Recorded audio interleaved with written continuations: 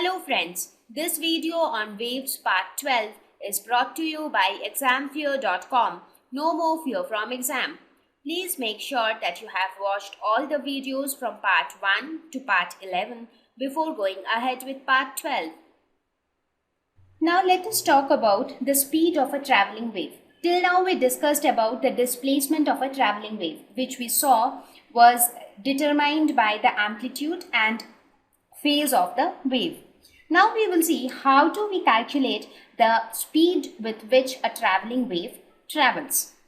As we know, when I talk about the movement of the wave or the propagation of the wave, it always takes place along the positive x-axis.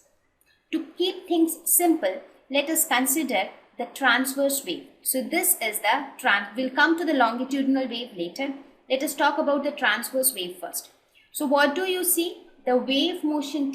So what do you see here? The wave motion takes place along this axis, right? It takes place along the x direction. So when I talk about the speed of a wave, I am talking about the speed which takes place along the x direction. However, we know that the displacement of a traveling wave is given by yx comma t is equal to a sine kx minus omega t plus phi, right? So for simplicity again, let us assume phi as 0. So what is y? Yx comma t is equal to a sine kx minus omega t. Now we can write this equation in terms of x because we want to find out the speed of the wave, and the speed of the wave is related to the displacement which takes place along y-axis. As I mentioned before, this y represents the displacement of the particles of the medium. The particles of the medium moves up and down in case of a transverse wave, right? So y denotes the movement of the particles which takes place along y-axis in case of transverse wave and which takes place along x-axis in case of a longitudinal wave. And x denotes the direction of wave propagation along x-axis. So let us write this equation in terms of x. So what do we get? It is y by a is equal to sine kx minus omega t. So this in turn can be written as, what is this kx minus omega t? This is nothing but the phase of the particle, right? Now, when we want to calculate the displacement along x-axis alone, all we need to observe here is this position. That is, we can just observe the peaks. Let us suppose a boy is sitting at this peak. So the boy is moving with the peaks. So it is jumping from one peak to another, to the next one, to the next one, and so on. So the displacement takes place straight along the x-axis. So the y component doesn't play much role here because y component talks about the movement of the particles of the medium. So in this case, we can say that when we are considering only the peaks, we can say that the phase is constant here, right? Because we are not bothered about phase. Phase comes into picture only when the wave moves up and down and up and down and so on. We talked about phase before, right? But if your wave is always at this peak, that means it is basically nothing but a straight line, correct? So we can write this in this form, that sine inverse y by a is equal to kx minus omega t, or we can write x is equal to 1 by k sine inverse y by a plus omega t by k, right? So this entire thing is a constant. As I mentioned before, this entire thing will become a constant.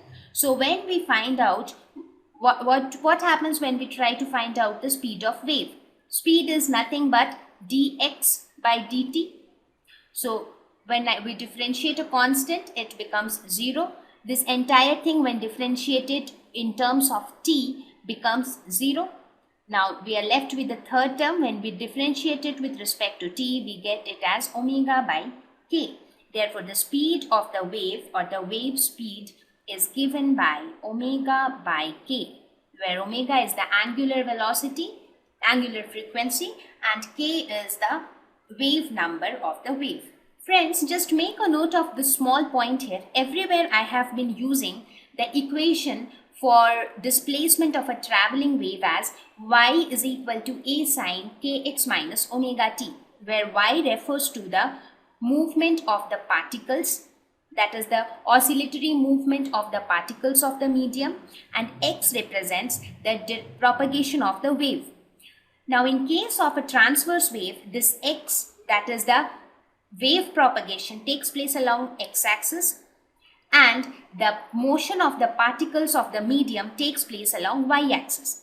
Whereas in case of a longitudinal wave, the same equation, the form of equation still remains the same, but just make a note of this small point that the y which we represent, by which we represent the motion of the particles of the medium, that motion doesn't take place along y-axis, it takes place along x-axis. So y in case of a longitudinal wave doesn't mean that the motion takes place along y-axis. The form of the equation remains the same whether we talk of longitudinal or transverse waves. Just what differs is the direction of propagation, the direction of the movement of the particles of the medium, right? So I hope you understood how did we calculate the wave speed here. While calculating the wave speed, we are only bothered about the motion which takes place along the horizontal axis, that is the motion of the wave as a whole. So for that, we just observe the motion of all the peaks. You just observe all the peaks and you can see that this motion is nothing but a straight line motion. It looks like a straight line motion, right? So phase has no role to play there.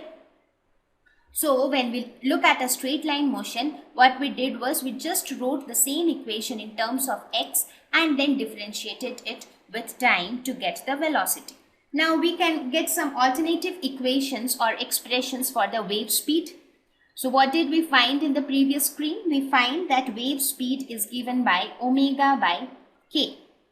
Now by definition of angular frequency as well as wave number, we know that omega is nothing but 2 pi by t, that where t is the period of the wave, and we also know that wave number k is nothing but 2 pi by lambda. Now using these two we can write v is equal to 2 pi by t divided by 2 pi by lambda. So this can be written as lambda by t, or we can say lambda into 1 by t is nothing but nu, that is frequency. So we can say that wave speed is equal to the product of wavelength and frequency. Now as the wavelength increases, as the wavelength of a wave increases, the frequency of the wave decreases, thereby leaving the wave speed constant. That means the wave speed doesn't depend directly upon the wavelength or frequency, because as wavelength increases, frequency decreases. Similarly, as frequency increases, wavelength decreases.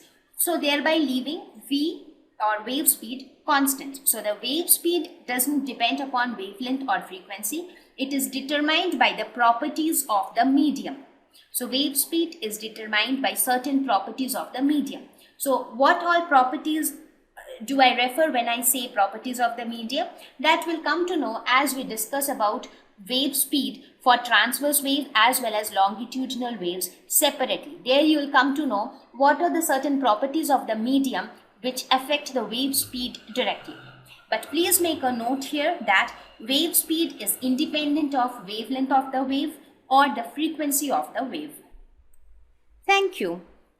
Please visit examfear.com to watch free educational videos, try free online tests, get the best quality study materials, study from the best tutors and mentors, and much more. Thank you once again.